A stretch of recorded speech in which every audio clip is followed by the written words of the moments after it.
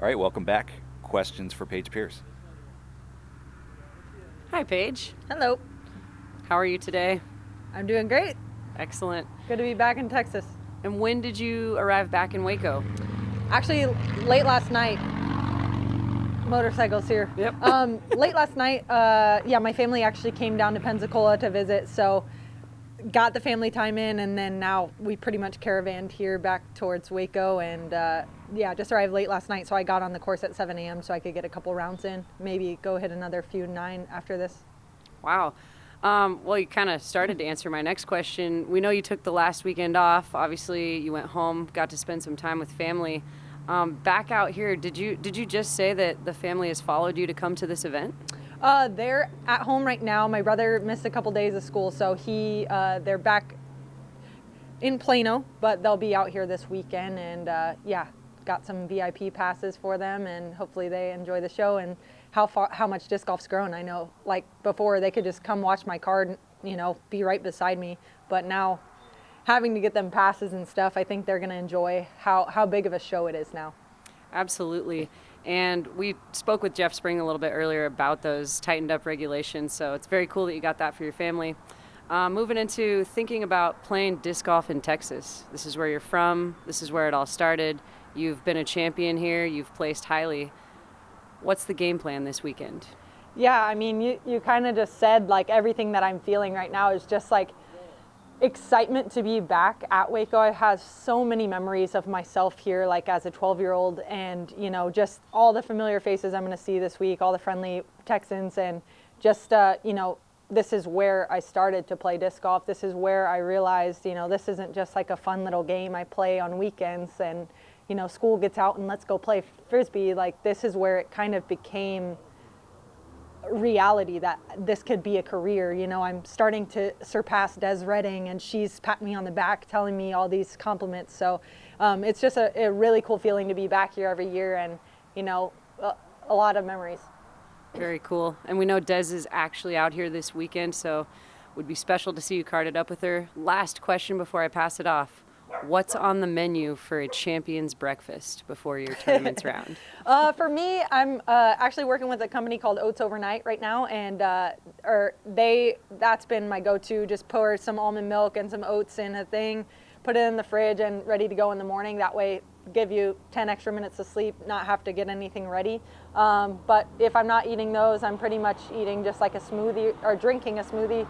For me, especially with the early morning rounds, it's hard to digest food, like to chew it, sit there and chew it. So it's nice to just have something drinkable on the go with me during the round, so I don't have to rush it in, and make sure you get warmed up and get your body ready. So for me, that's what I'm going with, and then big meal after the round.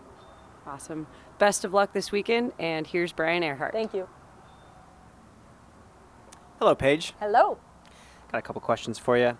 First, I have to say congratulations on everything. You got a house in Pensacola. You're finally setting roots in a place. And weirdly enough, you're in Central Time Zone in Florida, which is strange. But with that, you have this home base now, and now you're coming back on the road, and you're playing the full tour again. Does it make it easier for you to play these tour events now that you have a home base to go back to, or was it easier for you when you were just in the van, traveling from event to event, living wherever you were at? I think I'll be able to tell you a little bit more of that later. This would be the first experience of that, right? But I definitely, so after Vegas, I flew home and I got to decompress for 8 days, unpack my suitcase, 6 days later, pack it up again. And, it was so nice to just like not have that worry of like, where am I going to sleep? Where am I going to go to the restroom? Like, oh, how do I, get my mail? Stuff like that. Like, where do I throw my trash away? The little things that you don't think about, if someone comes and picks my trash up and the water's ever flowing. So it's definitely a lot less stressful to go back home. And then also like, okay, now I only have to pack for 3 weeks. But I did have this feeling last night. Like I said to Zoe, I got here last night, just laying in the van, pulling into the parking lot, seeing all the van lifers, and laying down in the van and like, man, it's good to be back, Mm-hmm. And so not just coming back and playing tournaments, but living the lifestyle of a disc golfer. So it's cool because now I have the best of both worlds, right? So it's kind of like this on-off switch of between tournaments, trying to not make disc golf my entire being, and just having that moment to live the other side of Paige. Yeah. So then alongside of that question, you're saying there's kind of a difference now. You used to live the life of a disc golfer on the road in the van. Now you have a house. You're kind of more just professional athlete Paige now. You're flying out to different events. What keeps you centered out here now? You know, your life has had so many awesome things come your way, and obviously you've earned them through how hard you've worked. What keeps you motivated and competitive in these tournaments? Do you still get the same great feeling of winning that you did years ago? Yeah, I mean, for me, it's making sure I'm playing the tournaments that fire me up. So for me, I'm not playing A tiers, B tiers. I started to just play Elite Series events and majors. Those are the ones that hold the most prestige. So, and I feel that, not just because of the title or the money or the fans or whatever, but I feel that, and something about it, maybe it's the culmination of all of those things together, but yeah, that's what gets my heart beating. And it's so funny that, like, nothing does that to me like disc golf. And so for me, I'm making sure it's an event that makes me feel those feelings. And yeah, I think it's hard to really put words to it. It's just the way that I feel when I step up. I know my tee time's in 45 minutes. Okay, I got to get a few more putts in, you know, that anxious feeling, but it's like a good anxious feeling. Thanks, Paige. Yeah. Hey, Paige. Hayden with the PDGA. It's tough to follow Brian Earhart and his questioning, but talk a little bit about the podcast that you've launched recently. You know, what's the goal there? What's been the feedback so far, and where do you see that going? Yeah, thanks for asking. This is the first time I've actually talked about it. Yeah, it's called Approachable. It's with Jomas Pro. Actually, an episode featuring Zoe came out today. And basically, it's a podcast for everyone, right? Not just the pro player. We know there's a lot of podcasts inside disc golf that are like, hey, Gannon, we saw some success from you last week. Tell us what the keys were. And there's so much more to disc golf than winning or, you know, having a good tournament. So we wanted to bring a vibe of approachable, says it, you know, like disc golfers are approachable. You go up to a disc golf course and you know everyone's going to greet you with a smile. And funny enough, like on the road trip, it's like, okay, where can we walk our dog? Disc golf course, you know, that's home, that's safety, that's community. And so we wanted to channel that in the podcast and interview people that may not have won any tournaments ever, may not even play in tournaments, but they are inside the community, and kind of show people that, hey, just because maybe you're not as good as your husband or your mom is better than you as a kid, like it doesn't matter. There's a place for you in the sport. Awesome. Thank you. Yeah. Hello, Paige. Chris with Gatekeeper Media. I have one question. I feel like I've been asking this all last year, now this year. Your trailer for Fierce came out a month or two ago. What's kind of the next steps in that? When will we see that? Is it in festivals? And just kind of what's going on with that documentary? So it's completely finished, all the rendering and the Q something.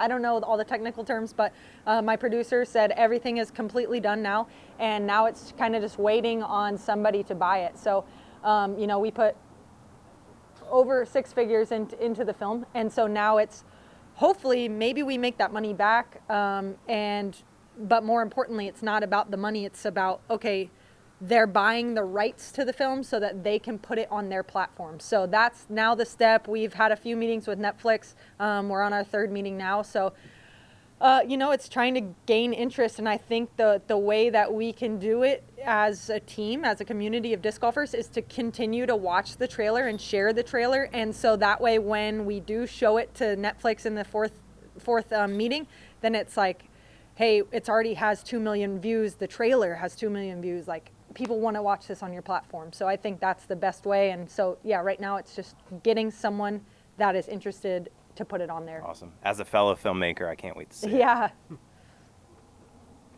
Hey, Wow, Paige. so many people, so many questions. This is great. I haven't even talked about disc golf yet. Bring me one of those. So, I'm Raul from MX Disc Golf, and we've seen a few of the men players have some kind of foundation or something and build some courses down in Latin America, and I was wondering if you have any plans of doing that yourself.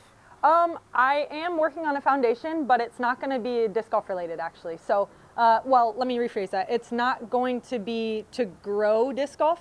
The way that I will fund the foundation is through disc golf, but yeah, for me, I don't want to build a course or do this. Disc golf has definitely brought me joy, and it will continue to bring the people I work with joy. But for me, it's just more of helping people in need. And the reason you haven't seen it yet is because I'm not, like, you need such a concise thing, like a mission statement, and I don't quite have that yet. But I know I want to help, just people in need, homeless people, like people with disabilities, like any and everyone. So trying to figure out how to make that into one concise thing is the step we're on now. But yeah, we're working on all the like logistics and the back end stuff. Paige, thank you very much. Yeah, thank you.